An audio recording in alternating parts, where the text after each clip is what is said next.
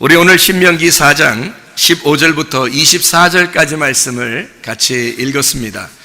신명기 4장 15절부터 24절까지 말씀을 여러분 보면 우상 섬기지 마라 그런 말이 나오죠. 하나님은 질투하시는 하나님이시니까 너 우상 만들지도 말고 그거를 섬기지도 마라, 이제 그런 이야기가 나와요. 근데 오늘 주보에 보면 여러분 제목이 있는데 그 제목이 뭐라고 나와 있어요? 예, 볶음밥 믿음 이렇게 되어 있습니다. 볶음밥 믿음. 이게 오늘 제목하고 이 성경 귀절하고 어울릴 것 같아요? 안 어울릴 것 같아요? 어울리니까 써놨겠죠. 그런데 전혀 어울릴 것 같지 않은 제목이죠, 그죠? 볶음밥, 이게 섞여 있으면 안 되는데 이게 섞여 있는 거예요. 그러니까 볶음밥 하면 우리 잘 아시죠? 볶음밥은 이게 섞여 있는 거잖아요. 막 다 섞어 놓는 거잖아요. 근데 볶음밥 믿음이다 그러면 우리가 이제 알고 있는 이런 질투의 하나님한테는 상당히 그 질투를 느끼시는 하나님이 볼 때는 이게 안 되는 건데 볶음밥 믿음이다 그러니까 여러분 이게 어울리지 않는 제목이 아닌가 이렇게 생각할지도 모르는데 우리가 말씀을 같이 나누면서 우리가 이걸 좀 깊이 생각해 보도록 하겠습니다. 신명기 4장에 우리 15절부터 24절까지의 말씀 깊이 15절 보니까 깊이 삼가라 그랬는데 각별히 주의하라 그런 말이고요. 깊이 한번 생각해 봐라 그런 말이에요. 그러면 이제 뭘 생각해 보라는 거예요? 이게 진짜가 뭐고 가짜가 뭔지를 한번 생각해 보라 그런 말이겠죠. 그럼 형상이 있는 것은 뭐라는 거예요? 가짜라는 얘기고요. 형상이 없는 것은요, 진짜라는 얘기입니다. 여러분, 믿음이라는 게 보여요, 안 보여요? 안 보여요. 구원 보여요, 안 보여요? 안 보여요. 영 보여요, 안 보여요? 안 보여요. 마음 보여요, 안 보여요? 안 보여요. 영혼 보여요, 안 보여요? 안 보이죠? 그러니까 뭐가 보이느냐면 이 세상에 있는 것들이 다 보이는데 이런 것들은 성경에 나와 있는 이런 것들은 안 보이더라는 말입니다. 믿음 안 보이죠? 소망 안 보입니다. 사랑 안 보이는 거예요. 그러니까 이게 겉으로 나타나는 게 아니라 속에 있는 걸 얘기하는 거예요. 감추어져 있는 걸 얘기하는 것입니다. 그러니까 어떤 게 진짜냐 그러면 겉에 있는 것보다 속에 있는 게 진짜라는 얘기입니다. 다시 말하면 쉽게 얘기해서 여러분 몸이 이렇게 있잖아요. 이런 몸이 중요하죠. 몸도 엄청 중요하고 몸도 건강해야 되는데 먼저 어디가 건강해야 돼요? 영혼이 건강해야 돼요. 그러니까 영혼이 더 중요한 거예요. 영혼이 여러분 자신이고요. 여러분 몸은 여러분 자신을 보호하기 위해서 껍질을 씌우는 겁니다.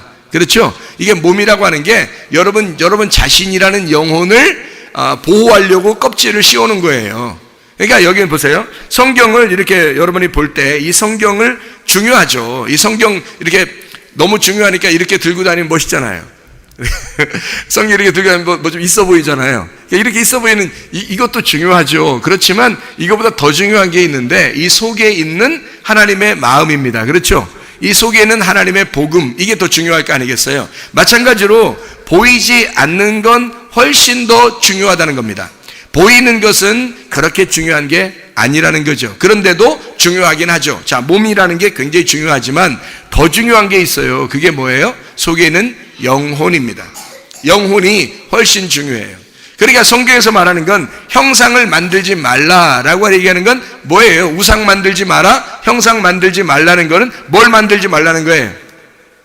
껍데기 만들지 말라는 얘기예요. 그럼 껍데기 만들지 말라 그러면 하나님하고 껍데기하고 다르단 얘기예요? 같단 얘기예요?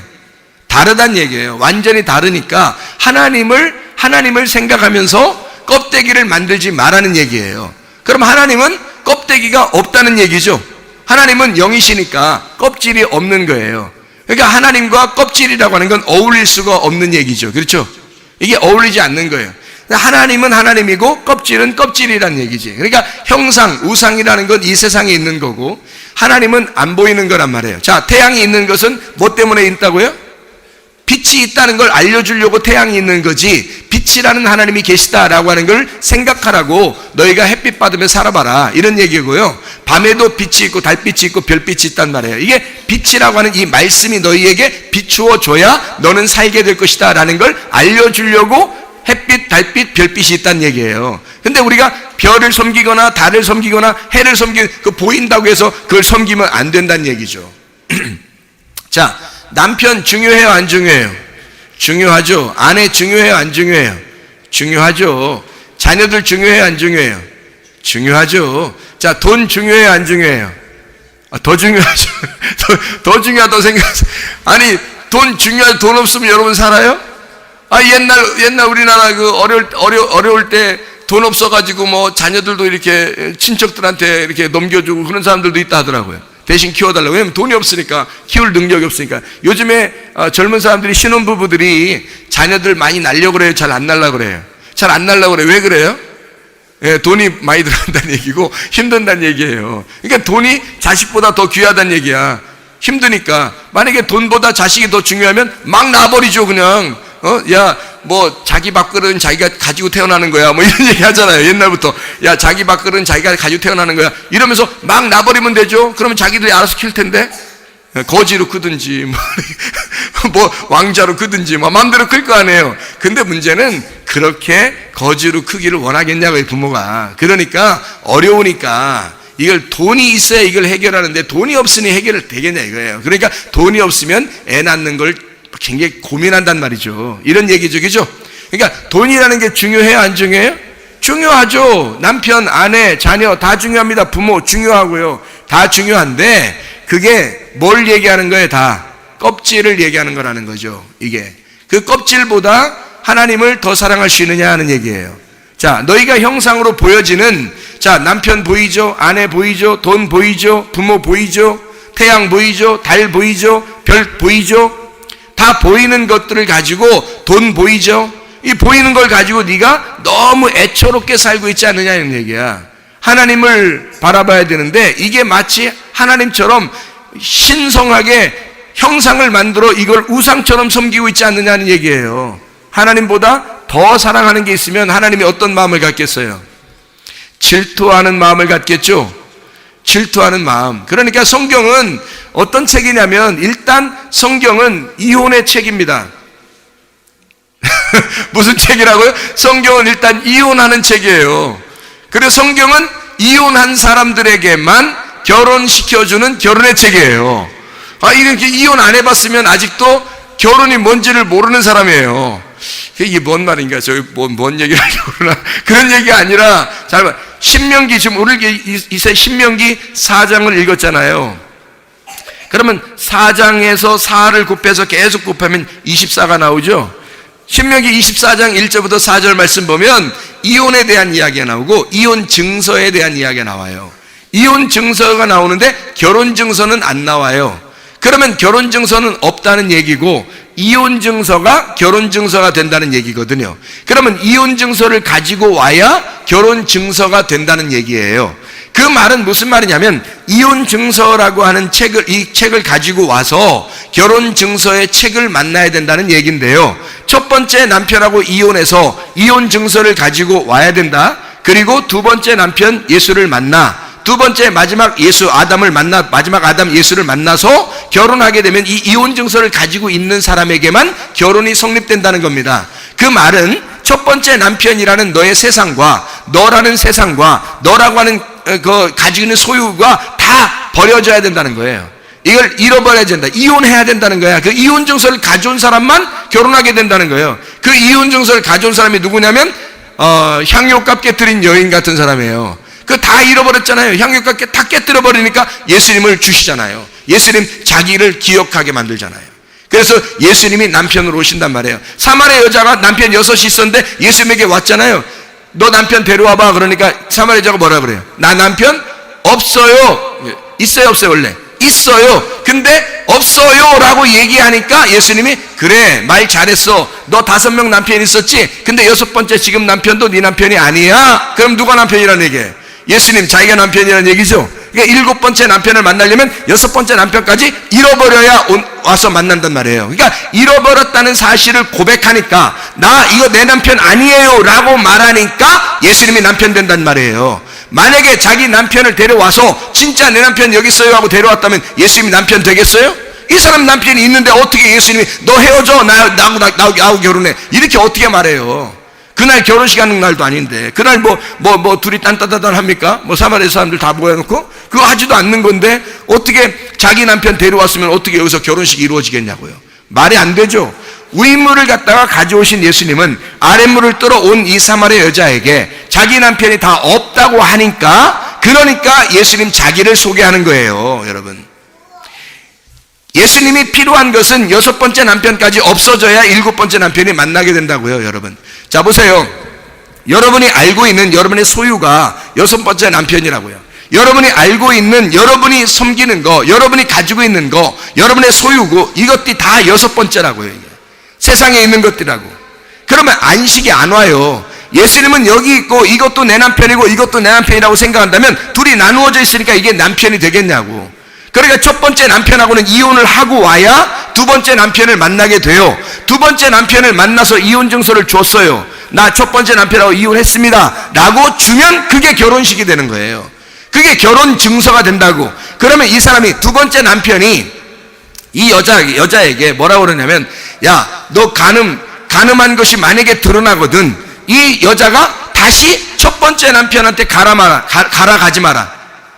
가면 안 된다, 이렇게 나와 있어요. 신명기 24장 1절부터 4절에 가면 안 된다. 우리 말로 따지면 우리나라 사람들이 생각하는 거로는 첫 번째 남편하고 이혼했습니다. 이혼한 사람이 다시 결혼할 수 있어요, 없어요? 결혼할 수 있죠. 다시 결혼한 사람도 있어요. 제가 봤어요. 이혼하더니, 뭐 경제적인 문제 때문에 이혼하더니요, 다시 결혼하더라고요. 그런 사람도 있어요. 그러니까 뭐 이혼 증서를 딱 이렇게 써서 법원에 딱 제출하더니요, 다시 결혼 증서를 써가지고 다시 이렇게 합의하더라고요. 그렇게 하는 사람, 그러면 사람들이 볼 때 뭐라 그래요? 이상한 사람이야, 뭐 이래요? 아니면은 잘했다 그래요?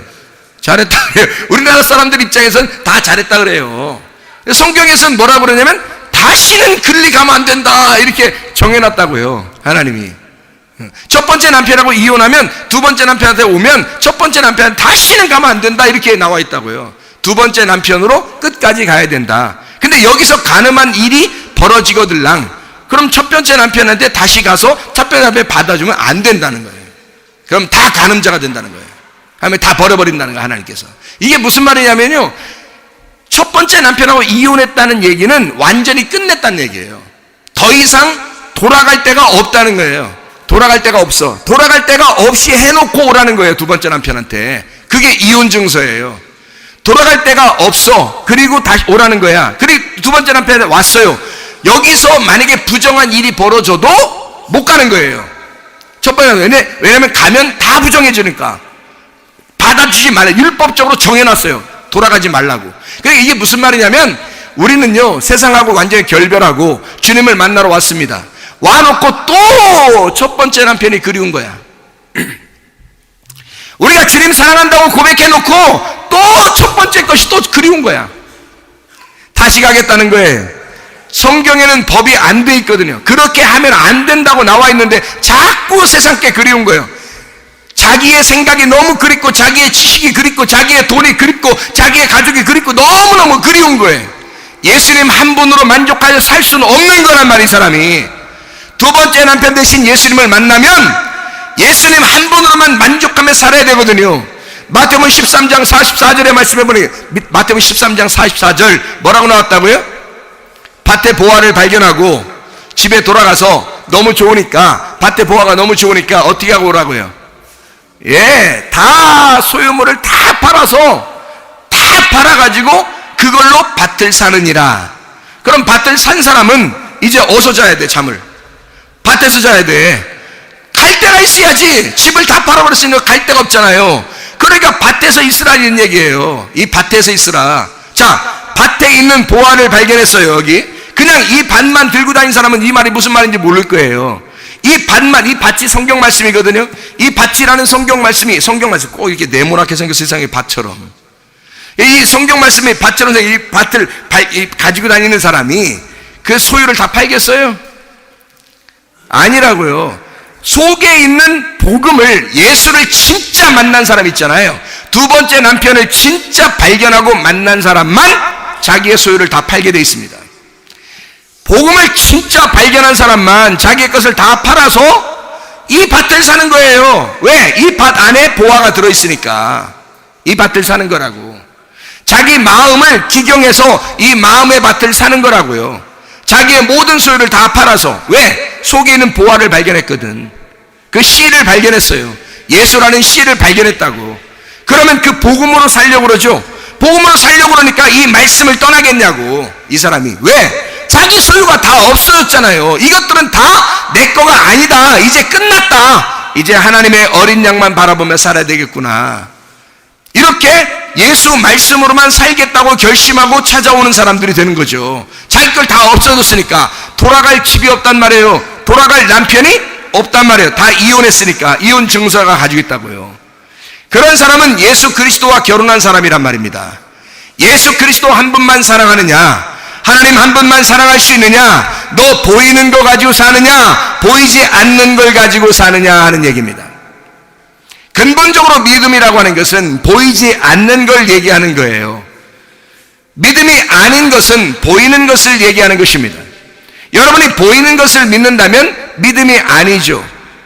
교회에 와놓고 여러분이 보이지 않는 하나님을 진짜 믿어야 되는데 보이는 나를 믿는단 말이죠. 아니, 나 여기 있는 사람 말고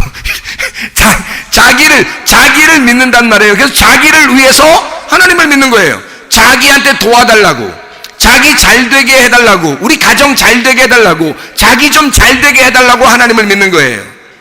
아니, 보이지 않는 하나님을 믿으라고 했더니 자기를 계속 믿고 있어요. 그 자기는 보이는 거잖아. 자기야 보이는 거잖아. 이건 보이지 않는 자기가 있어요. 그게 진짜 하나님이라고요. 보이지 않는 하나님. 그러니까 여기 보세요. 신명기 4장에 뭐라고 그러냐면, 자, 너희들 하나님을 불꽃 가운데 만났을 때 하나님이 언제 너희가 본 게 있었느냐 그래요. 어떠한 형상도 너희들이 보지 못했지 않느냐 이거예요. 하나님은 보이지 않는 거니까 하나님은 형상은 없어요. 하나님은 실체거든요. 실체만 있는 거예요. 그래서 하나님은 보이지 않는 거라고요.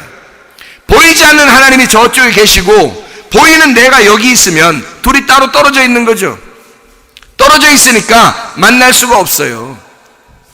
저분이 나에게 찾아오셔야 만나는 거라고. 내가 하나님을, 보이지 않는 하나님을 찾아갈 수가 없어요. 나는 보이는 거고 저분은 안 보이는 거니까 안 보이는 하나님이 보이는 나에게 와야죠. 보이는 내가 어떻게 안 보이는 것에게 내가 가겠습니까? 빛이신 하나님이 그냥 빛으로 있으면 우리를 만나 못 만나요? 못 만나요. 저분은 알맹이고 나는 껍데기야. 못 만난다고요. 빛은 빛이고 어둠은 어둠이라고요. 그러면 못 만나게 돼 있다고.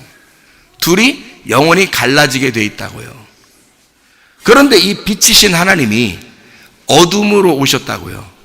그러면 만나는 거예요. 자, 생각해요. 빛이 빛으로 오면 어둠을 만나 못 만나? 못 만나요. 빛이 어둠으로 왔는데 어떻게 어둠을 만나요? 여러분, 어둠을 못 만나지. 빛이 뭘로 와야지 만나요? 어둠으로 와야 만나는 거예요.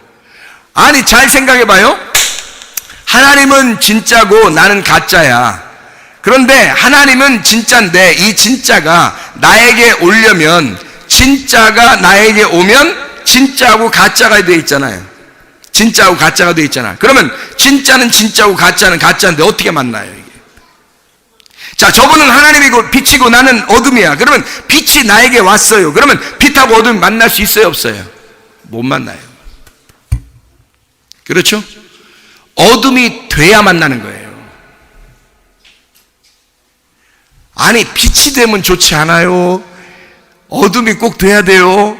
아니, 우리는 빛이 돼야 되는 거고 우리는 어둠에서 빛으로 나와야 되는 거고 빛은 어둠이 돼야 가는 거라니까요. 자, 그러면 이렇게 보세요. 자, 빛하고 어둠하고 이렇게 나누어져 있으면 둘이 만난다, 못 만난다? 못 만난다. 어둠이 빛으로 와도 빛을 못 만나고 빛이 어둠에 가도 못 만나. 왜? 빛하고 어둠은 반대니까. 하나님하고 나하고 반대인데 어떻게 만나냐고요. 그렇죠? 이분이 와도 못 만나고 내가 글리 가도 못 만나. 이해가 되죠? 하나님은 하나님이고 나는 나니까 못 만나지 서로. 그러니까 둘 중에 하나는 그 사람이 돼버려야 되는 거예요. 둘 중에 하나는. 그렇죠? 그래야 만나는 거야. 근데 순서가 어떻게 되냐면 하나님이라는 빛이 어둠으로 와버린다는 거지. 하나님이라는 빛이 어둠으로 와버린다는 거죠. 그러면 어둠이 다시 빛이 된다는 거지. 자, 다시 얘기해요. 내가 먼저 빛이 되는 게 아니라 하나님이라는 빛이 어둠으로 오는 거란 말이에요. 어둠으로 왔는데 이분이 원래 빛이에요, 아니에요? 원래 빛이라고요. 빛이 왔는데 어둠이 깨달아요, 못 깨달아요? 못 깨닫는다니까요. 왜? 어떻게 되니까 못 깨달아? 둘이 나누어져 있으니까 못 깨닫는 거야. 아유, 깨달으려면 어떻게 해야 돼, 그럼? 깨달으려면 어떻게 해야 깨달아요? 빛을 죽여버려야 깨닫는 거예요. 빛을 죽여서 어둠 만들면 깨닫는 거예요. 저게 빛이었구나. 그래서 십자가에 매달려 죽는 겁니다, 예수가. 베드로가 예수님을 십자가에 매달기 전에는 절대로 이해를 못했단 말이에요, 예수님을. 근데 3번을 부인하고 예수가 죽으니까 이해가 되는 거야, 그 예수님이. 뭔 말인가 알겠어요? 예수를 죽여야 빛이라는 걸 알지, 예수는 빛이라는 사실을 몰라요. 어둠이 빛인데 와도 이게 몰라요. 근데 왜 어떻게 알아야 돼? 어둠, 이 빛이 어둠으로 죽어야 안단 말이에요. 이해가 되겠어요? 원래 하나님은 빛인데 어둠에 왔어요. 어둠이 깨닫지를 못하는 겁니다. 요한복음 1장에 나와 있는 말씀이에요. 왜냐면 빛과 어둠은 같이 만날 수가 없으니까, 진짜와 가짜는 만날 수 없는 거거든요. 진리와 사망은 만날 수가 없는 거거든요. 그러니까 이 진리가 이 사망 안에서 죽어야 된다고요. 그러니까 예수 그리스도가 이 땅에 와서 자기의 모든 것은 어디에다 초점을 맞춰요? 십자가에 매달려 죽는 거에다 모든 초점을 맞춘다고요. 그게 뭐가 죽는 거예요? 빛이 죽는 거예요? 어둠이 죽는 거예요? 어둠이, 죄가 죽는 거라고요. 어둠이라는 저주받은 인간, 저주받은 죄가 죽는 거라고요. 그 매달리는 장소가 십자가란 말입니다. 그 십자가의 죽음을 통해서 그 죽음을 깨달은 자가 뭘 깨달아요? 그 죽음을 본 사람은 뭘 깨닫는 거예요? 베드로가 3번 부인하고 예수가 죽는 것을 보니까 뭘 깨달았어요? 아하, 내가 저렇게 죽어야 되는구나 라는 걸 깨달았단 말이에요. 내가 죽어야 할 자리에 예수님이 달려있구나. 내가 어둠이 달려야 되는데 예수가 어둠으로 달려있구나. 누가 죽었다는 얘기예요? 자기가 죽었다는 사실을 깨달은 거예요. 자기가 죽었다는 사실을 깨달으니까 이제 빛이 보이기 시작하는 거예요. 부활의 예수가 보이기 시작하는 거예요. 부활의 예수가 자기에게 찾아오기 시작하는 거예요. 이해가 되겠습니까? 빛과 어둠은 만날 수가 없어요. 빛이 어둠에 가도 못 만나고 어둠이 빛으로 와도 못 만나요. 먼저 빛이 어둠이 되어야 만나는 것입니다. 그런 다음에 어둠이 빛이 되는 거예요. 그래서 성경 창세기 1장에는 뭐라고 나오냐면, 저녁이 되며 아침이 되니까 이게 하나의 날, 에하드, 하나다, 이렇게 말하는 거예요. 첫째 날이니라 라고 하는 그 첫째가 뭐라고요? 하나의 날이다. 첫째 날, 욤 에하드, 이게 하나의 날, 하나로 이어진 날이다 라는 거죠. 자, 어떻게 하나가 됐나요? 그러니까 첫째 날이 어떤 식으로 되었나요? 첫째 날 뭐가 왔어요? 빛이 왔죠. 빛을 만드니까 어둠 가운데 빛을 만들었어요. 그게 첫째 날이래. 그러면 어떻게 할 때 첫째 날이 됐다고요? 저녁이 되며 아침이 되니까 첫째 날이다. 그러니까 뭐가 먼저야? 아침이 먼저예요? 저녁이 먼저예요? 저녁이 먼저예요. 왜 성경의 규칙은 다 항상 저녁을 먼저로 했을까?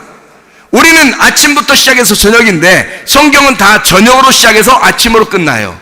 그게 첫째 날. 모든 날을 7째 날까지 다 마찬가지예요. 저녁부터 아침이 돼야 이게 첫째 날, 둘째 날, 셋째 날 다 되는 거예요. 저녁하고 아침이 합해져야 하나의 날이다, 이 말입니다. 그러면 저녁이라는 것을 하나님이 미워해서 그런 거예요. 하나님이 빛은 좋은 거고 어둠은 나쁜 거니까 빛하고 어둠하고 둘이 그냥 우리 갈라지자, 그냥. 에? 이래서 하나의 날을 만든 거예요. 저녁도 좋은 거고 빛도 좋은 거니까, 야, 니네 어둠에 있는 너희들을 내가 받아들이겠다. 그래서 너희들을 내가 받아들이는 것이 먼저, 그리고 네가 나를 받아들이면 빛이 될 거야. 이래서 아침, 그래서 저녁이 되고 아침이 되면 이게 둘이가, 우리가 하나야, 이렇게 말하는 거예요. 이해가 되겠습니까?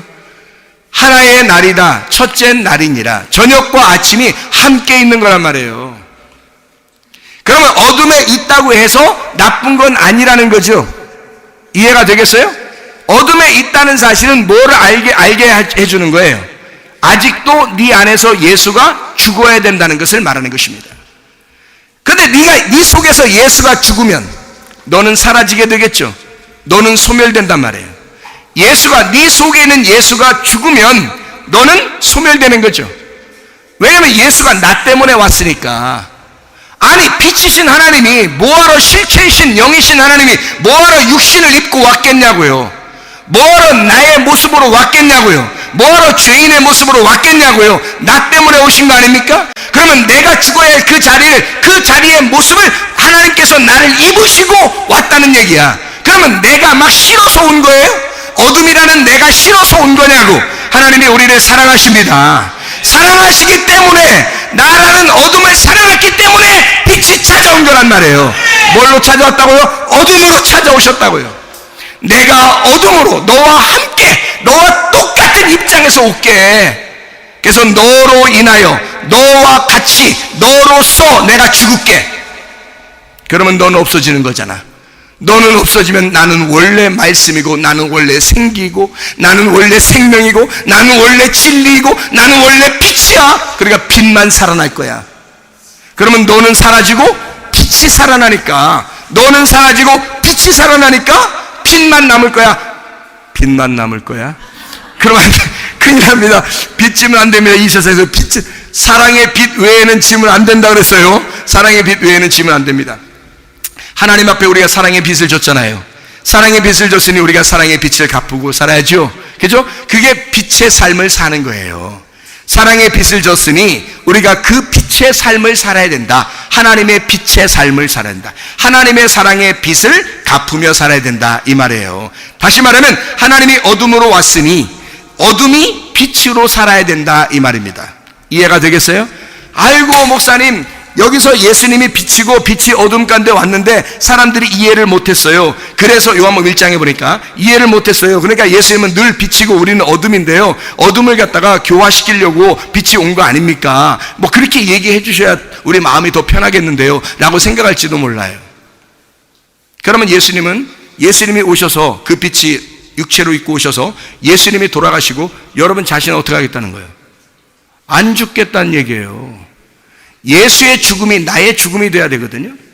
그래야 이 성경이 나에게 말씀하시는 책이 되는 거지. 이 성경이 예수님의 말씀하신 책이면 그냥 예수님의 책이지 내 책은 아니잖아요. 나에게 말씀하신 책이 아니잖아요. 예수님의 책이면 나에게 말씀하신 책이 돼야 되잖아요. 그러면 나에게 어떻게 말씀하신다는 거예요? 주님께서. 주님이, 예수 그리스도가 나로서 오셔서, 죄인의 모습으로 오셔서 죽으셔야 내가 죽는 거죠. 내가 죽으면 나는 사라지고 예수 그리스도 말씀만 남겠죠. 그러면 우리는 그 말씀으로 살아가는 것을 성도라 그럽니다. 교회라고 그러는 것입니다. 여러분과 제가 그러면 우리가 욕심내고 내 스스로 나 자신의 형상, 다시 말하면 보이는 나를 위하여 살아가는 모습으로 계속 교회 나오면 이게 무슨 그리스도인이냐고요. 그리스도인은 그런 걸 그리스도인이라고 말하지 않습니다. 그리스도인은요, 자기가 죽은 사람들이, 나를 죽인 사람들이, 무덤에 들어간 자가 예수 그리스도의 부활을 입어서 예수 그리스도의 모습으로 살아가는 것을 교회라 그러는 거예요. 그게 하나님의 사람들이라 그러는 것입니다. 그 사람들이 예배를 드려야 하나님의 아들을 가져오게 되고 하나님의 아들을 가져와야 하나님의 예배를 받으시는 겁니다. 우리 자신들을 아무리 드리려고 해도 하나님 안 받습니다. 우리를 어떻게 받아요? 십자가에 매달리지 않은 우리들을 어떻게 받냐고요. 그래서 예수님이 너가 나를 따라오려면 너를 부인하고 십자가를 쥐고 따라와야 되는 거야. 그 말이 뭐예요? 내가 간 그 길을 그대로 따라와라, 그 말이에요. 예수님이 간 길을 그대로 따라가면 어디로 가는 거예요? 십자가의 길이에요. 죽음의 길이에요. 같이 가서 죽어야 되는 거예요. 가서 베드로가 딱 부인하고 보니까 아하, 예수가 죽는 것이 내가 가는 길이었구나, 저게 나였구나, 이거를 발견하게 된 거죠. 이해가 되겠습니까? 그러면 우리는 나라는 이 형체, 보이는 모습으로, 우상으로 살겠어요? 보이지 않는 그 부활하신 말씀으로 살겠어요? 보이지 않는 실체이신 말씀으로 살아가게 된단 말이죠. 그게 진짜 그리스도인이라는 얘기입니다. 사람들이 그리스도인이 되지 못하고 성도가 되지 못하고 교회가 되지 못하고 순 자기 욕심을 부리면서 질투하시는 하나님이 계신데도 자기 거 내 거 하다가 어떻게 주님 만나요? 그러면 여전히 빛은 빛이고 어둠은 어둠이란 말이에요. 어둠이 사라져버려야 되거든. 어둠이 사라져버려야 되는데 빛은 빛이고 여전히 어둠은 어둠이 된 상태에서 그대로 살아간다고요. 나누어져 있잖아요. 빛은 거룩하니까 우리가 어둠에서 빛을 바라보면서 빛이시오 한다고요. 하나님 그런다고요. 그러면 하나님이 내 안에 와서 함께 먹는다는 게 없죠. 하나님이 내 안에, 내가 하나님 안에 들어가는 게 없죠. 요한복음 14장 20절은 어디에 가 있는 겁니까? 요한계시록 3장 20절은 어디에 가 있는 겁니까? 하나님이 구원하신다고 하는 것은, 하나님이 결혼한다고 하는 것은, 영과 진리 안에서 예배드린다고 하는 것은 하나님하고 우리가 하나가 되었을 때만 가능한 것입니다. 저쪽에 놓고서 우리가 어떻게 영과 진리로 예배를 드려요? 하나님은 저쪽에 계신데 우리가 어떻게 그 하나님에게 영과 진리로 예배드리냐고요. 영 안에서, 진리 안에서 예배드린다는 말은, 영이라는 건 보이지 않는 거예요. 실제이신 하나님 안에서 예배한다는 말이고, 하나님이 나를 예배하시고 찾으시는 걸 얘기하는 거고요. 진리라고 하는 것은 이 진리, 거짓의 반대를 얘기하는 겁니다. 알레세이아라고 하는 이 진리라고 하는 말은 감추어졌던 게 드러났을 때, 보화를 발견했을 때, 내 것을 잃어버리고 진짜 보화이신 예수를 발견했을 때 그걸 진리라고 그러는 거예요. 그러면 보화를 발견하고 드러나고, 다시 말하면 어둠 가운데 있지 아니하고 소경같이 눈을 감지 아니하고 눈이 떠졌을 때, 어둠이 사라지고 빛이 되었을 때 진리의 예배가 된단 말입니다. 영의 예배는 그 하나님 안에 들어갔을 때 가능한 것이고요. 그러면 영 안에서, 진리 안에서 예배를 드릴 때가 오나니 언제? 사마리아 여자가 예수 만나면 그때부터 예배가 성립된단 말입니다. 만나기 전에, 예수가 오기 전에는 이 영과 진리 예배를 드릴 수가 없는 거예요. 여전히 자기는 어둠이니까 빛의 예배를 어떻게 드리냐고요, 여러분이. 어둠에서 빛을 바라보면서 예배를 드리는 거예요. 자기는 여전히 어둠이고 어떻게 예배가 성립됩니까? 하나님 빛이고 어둠은 어둠인데, 이게 어둠인 내가 어떻게 하나님 만나요? 만나야 예배인데 만나질 못하는 상태로 무슨 예배를 드린다고 하겠습니까, 여러분? 우리 교회 성도 여러분이요, 진짜 예배 드리시기를 바랍니다. 우상 숭배하지 말란 말이에요. 보이는 거 가지고 믿지 말란 말이에요. 보이지 않는 것이 진짜란 말입니다. 여러분 속에는 영혼이 진짜고, 하나님 보이지 않는 그 하나님의 영이신 하나님이 그게 진짜고, 말씀이신 보이지 않는 그 말씀이 진짜란 말이에요. 보이는 것으로 믿는 게 아니에요. 이런 건물이 이게 보이는 거면 이게 진짜입니까? 이런 건물이 이게 하나님이에요? 그거 아니에요. 이건 보이는 우리 성도들을 모이게 하려고 그냥 이게 예배당이 있는 거예요. 당 짓지 말라 그러는데 예배당, 집이 있는 거예요. 집당자. 그래서 집이 있는 거란 말이에요. 예배드리는 집이에요. 그냥 예배가 뭔데? 하나님 만나는 장소, 하나님 만나면 되는 거예요. 집이 중요한 게 아니라 하나님 만나는 게 중요한 거지. 자, 애들이요, 집에 가면 어릴 때 우리 부자다, 가난하다 이런 거 많이 느낄까요? 못 느낄까요? 잘 못 느낍니다. 몇 살 먹은 한 3, 4살 유치원 아이들이 우리 집이 부자야, 우리 집이 가난해, 이런 거 잘 몰라요. 얘들은 엄마 아빠만 있으면 되는 거예요. 엄마 아빠 있으면 되고, 오빠 있으면 되고, 형 있으면 되고, 누나 있으면 되고, 언니 있으면 되고, 자기 있으면 되는 거예요. 그러면 행복한 거예요. 초가집이라 할지라도, 집이 이렇게 막 판잣집이라 할지라도 어린아이들은 잘 못 느껴요. 그게 느낄 때쯤 되면 큰 겁니다. 그 느낄 때쯤 되면, 우리 가난하구나, 우리 부자구나, 이거 느낄 때쯤 되면 철들은 거예요, 애가. 어린애들은 그걸 모르게 돼 있어요. 집이 어떤지. 그러니까 집이 중요한 게 아니야. 그 집 안에 누가 있느냐, 엄마 아빠 있는가, 남편과 아내가 있는가, 자녀들이 있는가, 우리 부모님이 있는가, 이렇게 그거를 발견하는 거예요. 집이 중요해요? 그 안에 있는 가족이 중요해요? 그 실체가 중요하지. 집은 그 가족이 있게 하기 위해서 있는 거잖아요. 이 예배당, 이게 무슨 하나님이에요? 이건 하나님 아니에요. 진짜 하나님 만나셔야죠. 다 보이는 것들은 다 형상입니다. 허상이고요, 우상입니다. 그런 걸 믿는 게 아니에요, 우리가. 예를 들어서 기적이 일어났어요. 표적이 일어났어요. 막 무지개가 막 갑자기 확, 여기서 막 설교하는데 무지개가 확 떠. 이야, 대단한데, 이렇게. 아니, 무지개 얘기가 나왔으니까 무지개 무지개 얘기 한번 해봐요. 이게 무지개가 쫙 이렇게 여기서 설교하는데 무지개가 딱 뜨면 여러분 어떻게 생각하겠어요?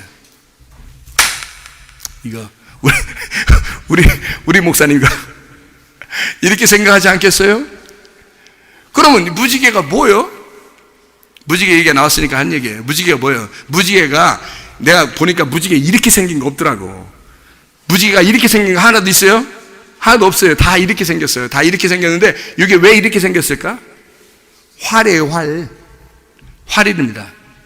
이게 활이라는 단어예요. 무지개라는 단어는 내가 너희에게 무지개를 구름 사이에 두노니 라는 말은 내가 너희 구름 안에 활을 두노니 라고 되어 있는 거예요. 무지개가 이렇게 생긴 건 하나도 없어요. 다 이렇게 생겼지. 그럼 활 쏘는 사람이 여기 우리 교회도 있는데 활을 쏠 때 어떻게 해요? 이렇게 된 거 활을 이렇게 거꾸로 쏴요? 아니면 이렇게 돼 있으면 이렇게 쏴요? 이렇게 쏘는 거죠. 무지개 활을 뒀다는 얘기는 밑에서 하나님의 가슴에다가 심장을 맞추는 거예요. 너희들이 나의 심장에 활을 쏘아라는 거야. 그래서 내가 너희를 위해서 죽겠다. 이게 무지개 약속입니다. 내가 너희들을 위해서 기꺼이 나의 심장을 내놓겠다. 네가 나에게 내 심장을 쏘아라. 그러면 나는 너를 위해서 구원하러 갈게. 내가 너를 위해 죽으면서 갈게. 결국 하나님의 심장을 갖다 우리가 막 활 갖다가 한 대 심장을 딱 쐈더니 하고 죽는데 보니까 자기가 죽은 거야. 내가 쐈는데 알고 보니까 내가 죽인 예수가 결국 자기였더라는 거죠. 나를 위해서 오신 예수님이었더라는 거죠.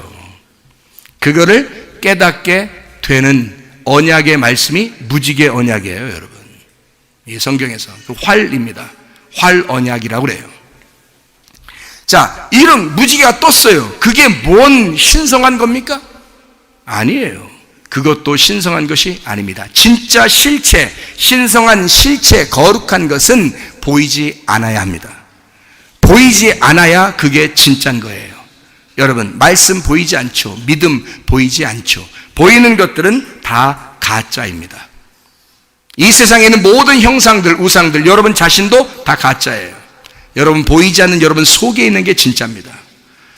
다 보이는 것들은 형상이고 우상이고요. 그런 것들을 너희가 섬기지 마라. 그것 중심으로 살지 마라 하는 얘기입니다. 하나님은 질투의 하나님이시니까 질투의 하나님, 이 말이 뭐냐면 카나입니다. 카나, 이 말은 열심한다는 말입니다. 열심이다, 열심을 낸다, 매우 열성적으로 섬긴다는 말이 카나라는 단어예요. 이 카나라는 말은 갈대, 장대, 지팡이, 저울 이런 때도 쓸 때 그렇게 합니다. 바로 세울 때, 획득하다, 조성하다, 거기서 나오는 말인데요. 카나라는 말이에요. 바로 세우기 위해서 하나님의 열심으로 내가 너희를 섬기겠다는 말이 질투의 하나님이란 단어예요.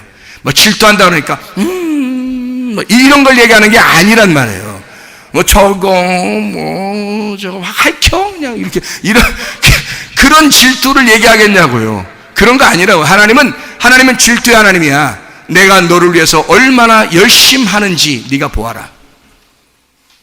그래서 너를 소멸하고 나의 열심으로, 그 질투의 하나님, 그 열심하는 그 하나님으로 너를 갖다 세워줄 것이다. 그러니 우리를 포기하겠냐고 하나님이요. 끝까지 추격해서 우리를 바로 세우시길 원하시는 하나님.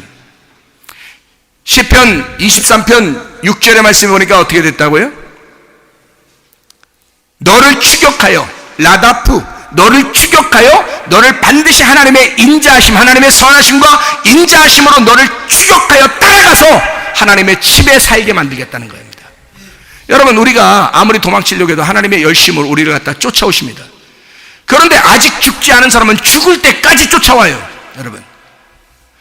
그래서 그게 하나님의 열심이고 그게 하나님의 사랑이니까 하나님 우리를 절대 포기할 수가 없으니까 그래서 쫓아와서 우리를 반드시 죽이잖아요. 십자가에 매달아 죽이잖아요. 그러면 우리가 사라져버려요. 우리가 사라져버리니까 믿음만 남은 거야. 말씀만 남은 거야. 예수만 남은 거야. 빛만 남은 거예요. 그럼 그 빛 안에서 살아가게 되어 있는 거죠. 내가 사라진, 내가 소멸된 그것이 믿음이라는 것입니다. 자, 믿음이 뭐라고 그러니까? 내가 살아있으면 자체가 믿음이 아니다. 내가 죽으면 그때부터 믿음이 시작된다. 이해가 되겠습니까? 믿음은 보이지 않는 것이니까, 보이는 것은 믿는 것이 아니니까, 그건 실체가 아니니까. 안 보이는 믿음이 진짜인 것이다. 안 보이는 하나님, 그 하나님하고 나하고 그 하나님, 안 보이는 하나님이 내가 보이는데 보이는 게 안 보이는 것으로 들어갈 수가 없잖아요. 그러니까 안 보이는 하나님이 보이는 것으로 와버리는 거예요. 오는데 어떻게 오냐면 빛이 어둠으로 왔죠. 어둠으로 와서 어둠으로 죽어버리는 겁니다. 그러면 빛이 어둠으로 와서 죽어버리려면 빛이 어떻게 돼야 돼요? 빛이라고 하는 실체가 어둠을 입어야 될 거 아닙니까? 그죠? 어둠을 입어야 되잖아요. 그러면 빛이 이렇게 있는데 항아리 속에다가, 항아리라는 질그릇 속에다가 빛을 이렇게 담궈놨어요. 그러면 이게 빛이 보여요? 안 보여요? 안 보이죠? 그래서 이게 항아리 속에다가 빛을 이렇게 감춰놓고서 이렇게 딱 뚜껑을 닫아놨네? 그러면 이 빛이 육체를 입었어요. 말씀이라는 빛이 예수님이 육체를 입고 이렇게 왔어. 그러면 이 속에 빛은 있어요. 그런데 껍질이 이렇게 아직 덮여 있다고요. 그러니까 이 빛이 나타나려면 어떻게 돼야 돼? 나타나려면 깨져야 되겠죠. 항아리가 깨지면, 질그릇이 깨지면 빛이 나타나겠죠. 항아리가 깨질 때까지만 여기 빛이 속에 안 보이는 거예요. 어둠인 거야. 자, 그러니까 빛이 어둠 가운데 왔다는 것은 진짜 어둠이라 어둠 가운데 온 거예요. 빛이 어둠을 입은 거예요. 빛이 어둠을 입었다고요.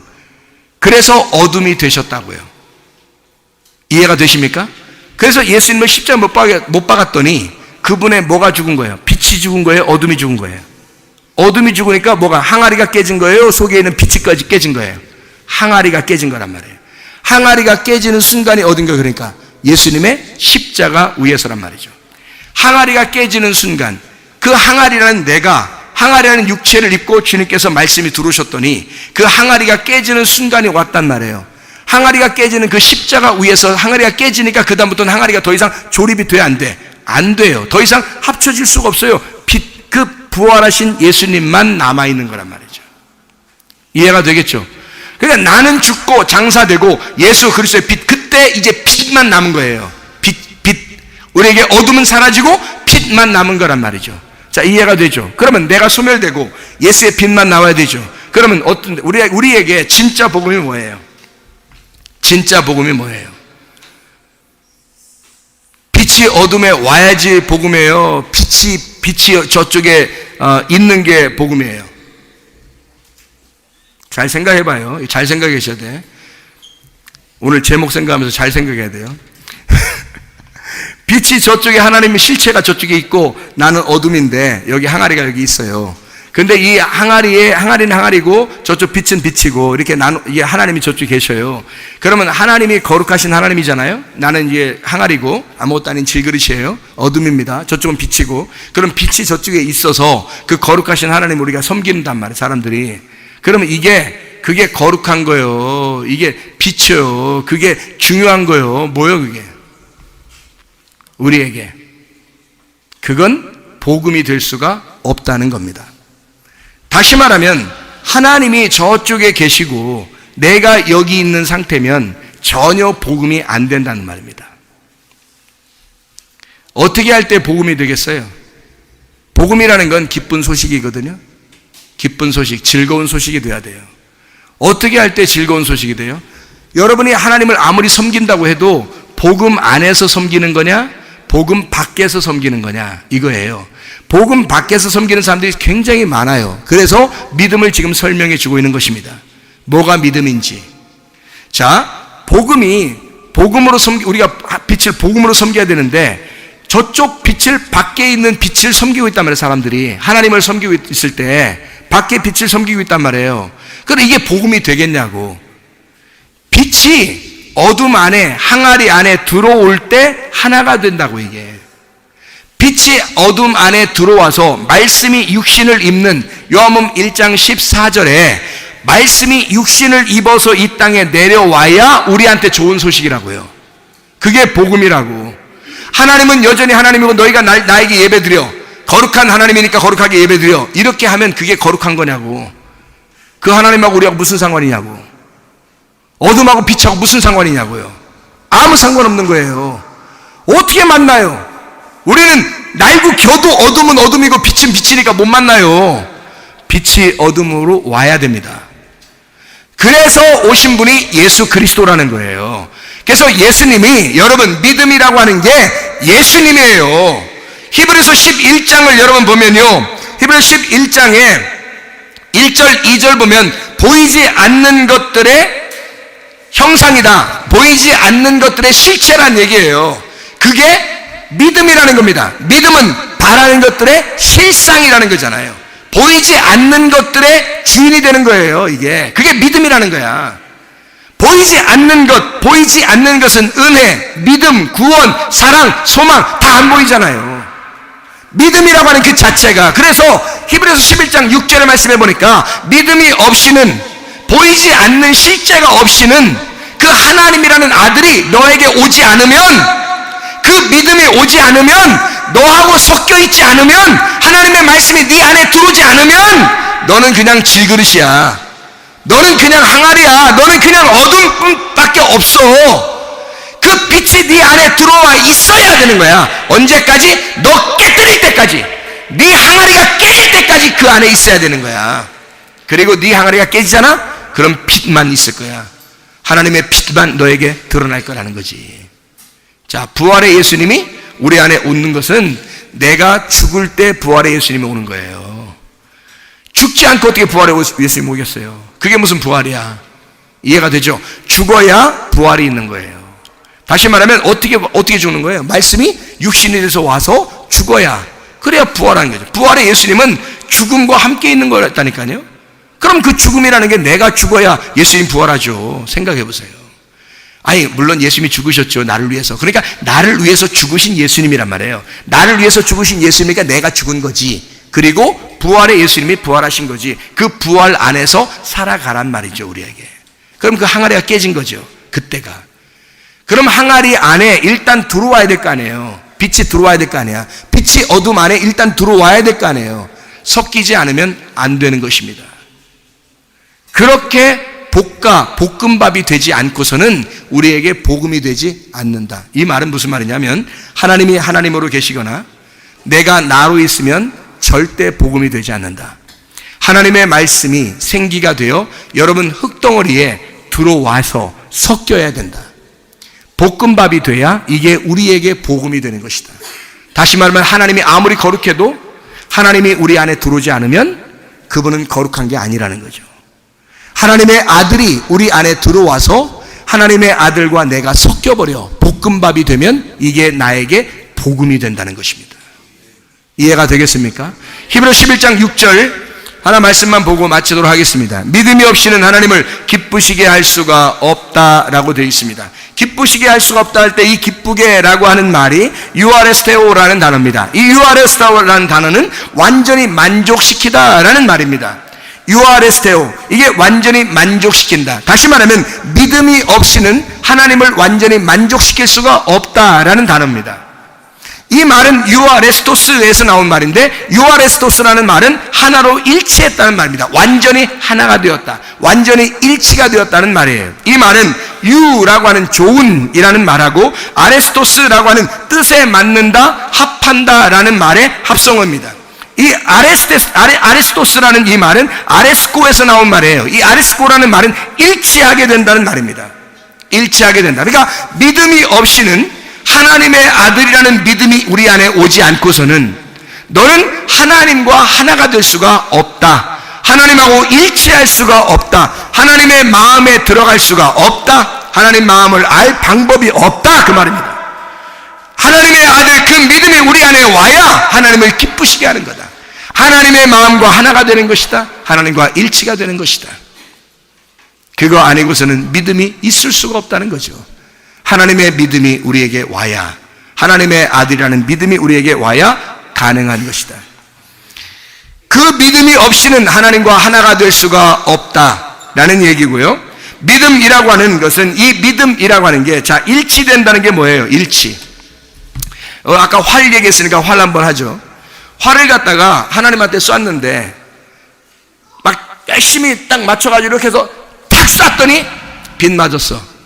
하나님이 자기 심장을 딱 화살 갖다 여기다 딱 해놓고 딱 여기다 쏴야 돼. 여기다가 딱 해놨어. 그랬더니 열심히 잡아당겨서 팍 쐈는데 빗 나갔어. 그럼 돼야 안 돼? 그걸 죄라 그러는 거야. 관역에서 벗어난 걸 죄라 그래. 이걸 하말티아라고 그럽니다. 하말티아. 관역에서 벗어났다는 겁니다. 관역이 딱 정해져 있으면 그 관역에다 맞춰놓고 쏴야 되거든요. 예수 십자가 못 박혀 돌아가실 때 그분이 완전히 죽었나를 확인하기 위해서 창으로 찔렀습니다. 창으로 찔렀더니 그 심장이 터졌어요. 그 심장이 터져서 그 창으로, 이 창으로 말해요. 푹 위에, 밑에서 위로 푹 찔러니까 심장이 터진 거야. 심장이 터져가지고 물과 피가 나온 겁니다. 모든 사람의 심장은 물막으로 쌓여 있거든요. 그래서 물과 피가 같이 나왔단 말이에요. 예수 그리스도가 자기 심장을 내준 거죠, 우리에게. 이해가 되겠습니까? 그러면 생명을 더 이상 유지할 수가 없는 거죠. 심장이 터졌으니까. 그 죽음을 의미하는 겁니다. 다시 돌아갈 수 없는, 다시 생을 돌아갈 수 없는, 처음의 인생으로 돌아갈 수 없는 생을 끝내는 장면이란 말이에요. 여러분과 제가 우리가 처음 태어나서 지금까지 살아오는 이 인생으로 다시 돌아가겠습니까? 아니면 예수 그리스도와 함께 심장이 터져 다시 돌아갈 수 없는 그곳으로 우리가 주님과 함께 가겠습니까? 그게 믿음이라는 겁니다. 관역에 맞추어 나 자신을 그 관역에 놓고 정확하게 심장을 찔러 나를 죽이고 예수 하나님의 마음의 관역에 딱 꽂혀버리는 거, 그 관역 중심에 딱 꽂혀버리는 거, 믿음이 없이는 이건 불가능하다는 말입니다. 믿음이 없이는 그 관역과 하나가 될 수가 없다라는 말이죠. 다시 말하면 일치할 수가 없다, 하나님을 기쁘게 할 수가 없다. 그 말은 유아레스테오, 그 일치할 수가 없다. 하나님의 마음하고 하나가 될 수가 없다. 그러니까 하나님의 관역하고 딱 하나가 안 되고 계속 예배는 드린다는 거예요, 자기들이. 그게 뭐예요? 막 들이대는 겁니다. 하나님 앞에 막 들이대면서 하나님, 나 이렇게 예배 드렸으니까 나 잘해줘야 돼요. 나 잘해줘야 돼. 나 이 들이댔잖아. 하나님 앞에 예배 드렸잖아. 그러니까 잘해줘야 돼. 잘해줘야 돼. 그거 아니라고요. 하나님의 마음 안에 딱 들어가야 된다고요. 하나님의 관역 안에 딱 들어가야 돼. 하나님의 심장과 하나가 돼야 된다고요, 우리가. 그것은 믿음이 없이는 불가능하다는 말입니다. 믿음이 승리하는 겁니다. 믿음이 이기는 겁니다. 믿음과 함께 가는 것입니다. 여러분과 제가 믿음으로 승리하시기를 바랍니다.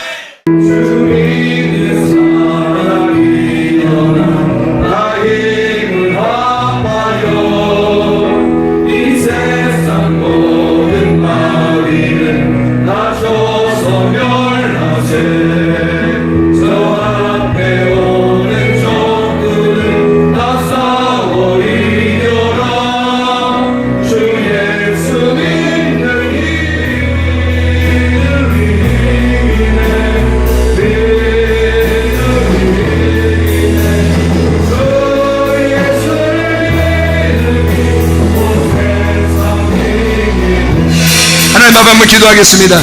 두 손 높이 들고 한번 기도합니다. 하나님, 내가 믿음 있게 도와주시옵소서. 보이는 형상으로 살아가지 않게 도와주시고 보이지 않는 진짜 실제의 믿음, 그 믿음으로 살아가게 하옵소서. 하나님의 아들이 가지고 있는 그 믿음, 하나님의 아들의 믿음, 하나님의 아들을 소유하여 주님과 하나가 되게 하옵소서. 우리 한 목소리로 기도합니다.